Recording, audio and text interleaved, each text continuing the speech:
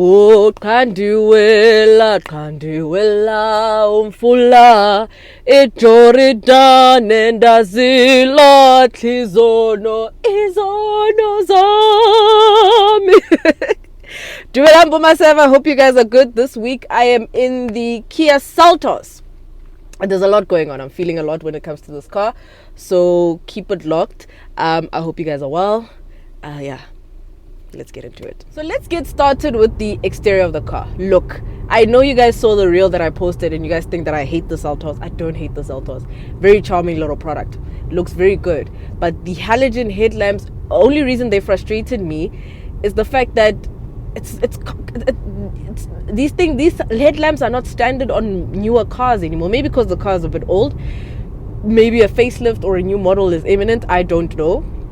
But I was quite disappointed in the fact that it has halogen headlamps. Outside of that, the LEDs on the top look really cool. The color is nice. Roof rails are also nice. The rear is also very beautiful, beautifully crafted. You know, it has a very boxy, very beefed up kind of stance from the Sonnet. It looks a bit more bulkier than the Sonnet.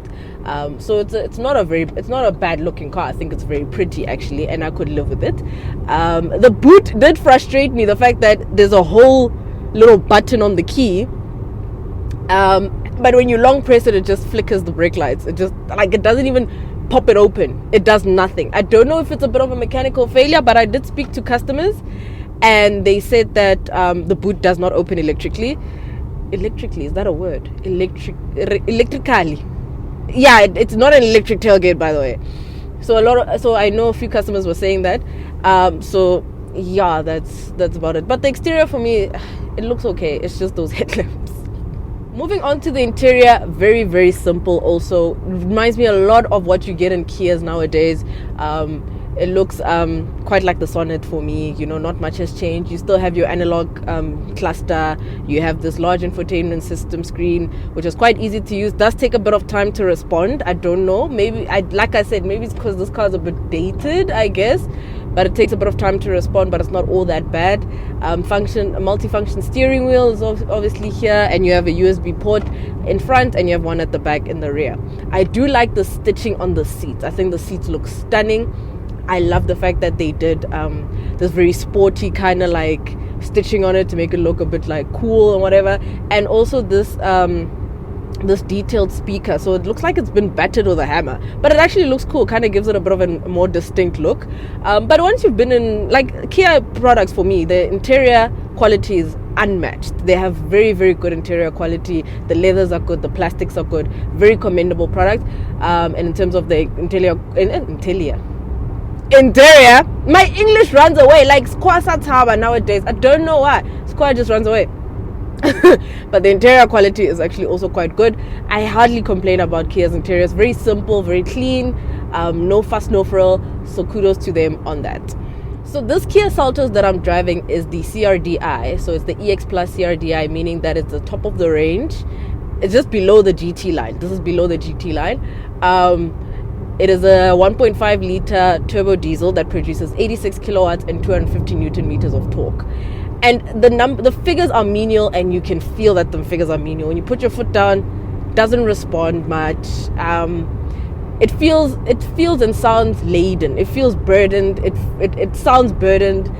It feels a bit burdened. You know, there's not much agility. And I think I mean, I'm not expecting flipping. I don't know. I don't expecting flipping Polo GTI dynamics in this thing. I mean, it's an SUV. I'm not expecting that. But you can feel for a diesel, like the grunt is also loud. It sounds like it's going through a lot and it's being overworked. So those are some of the things that I really that irritates me about it. But the saving grace for this car is the fuel economy. I have done exactly 347 kilometers since it arrived, and my gauge is telling me I haven't even reached a quarter tank. I haven't even reached 3/4 of a tank. I haven't. It's so frugal. Kia claims 5.7 liters per 100. I am doing 5.7 liters per 100. Now I was doing 5.9. Yar, there are cops over here. Okay, you know these cops on the R80, but we bridge and then they just jump. Had to say slow lane. Okay, I'm driving. If they stop me, I am going to be. Let's just see if they stop me. Nah, they won't. I'm driving properly, and they're busy with other people. So in any way, it's very economical. Like, I think I could daily this car. Like, I could daily it beautifully, because it really is economical. And when it arrived, it said that I have a full tank range of 803. I've done almost 400 Ks. I'm on 600. I haven't even, probably the most frugal car I've ever tested.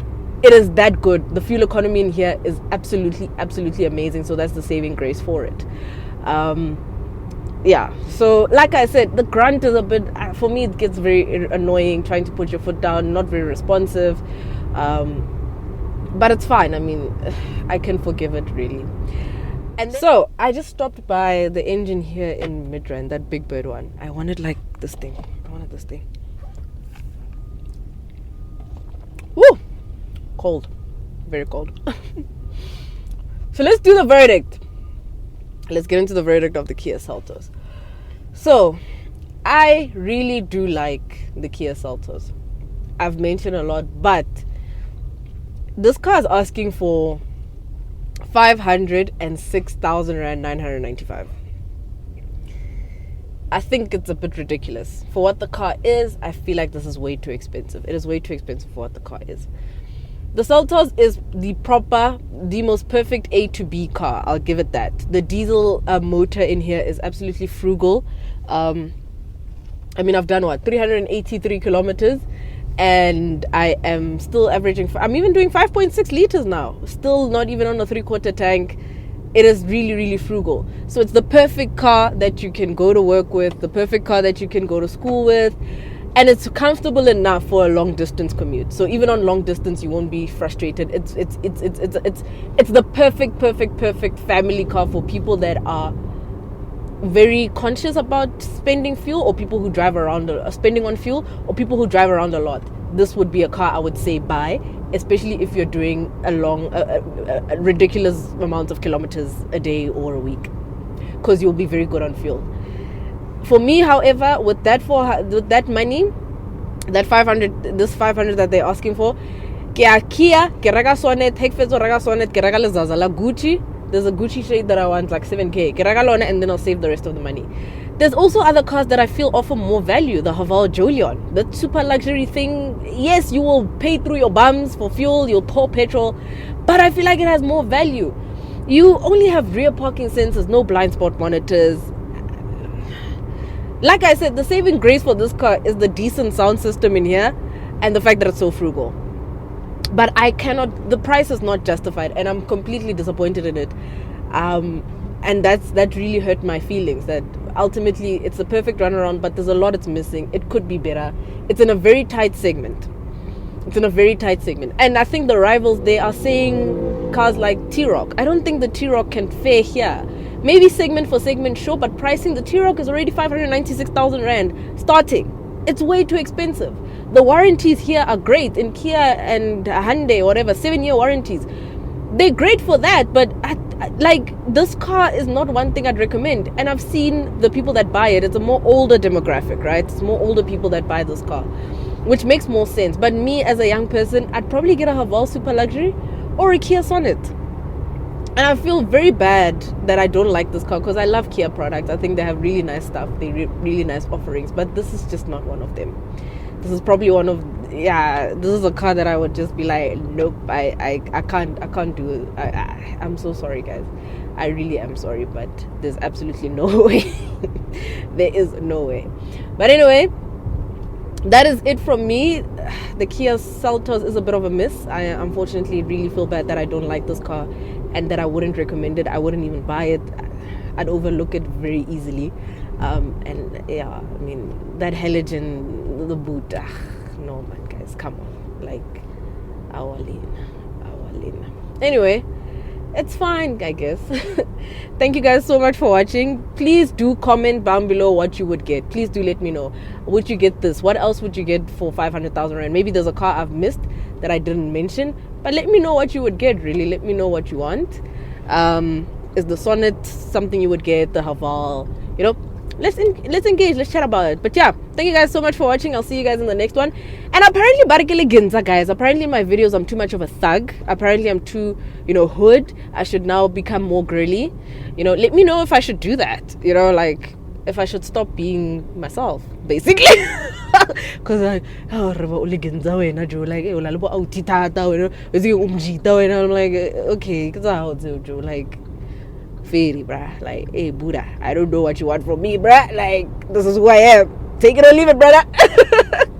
But yeah, oh, guys, I'm driving. So behind me is a Kia Rio.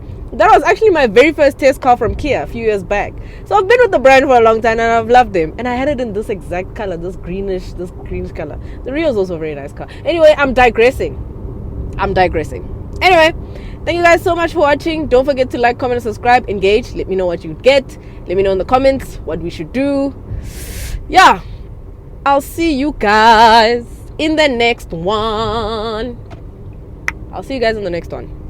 Bye.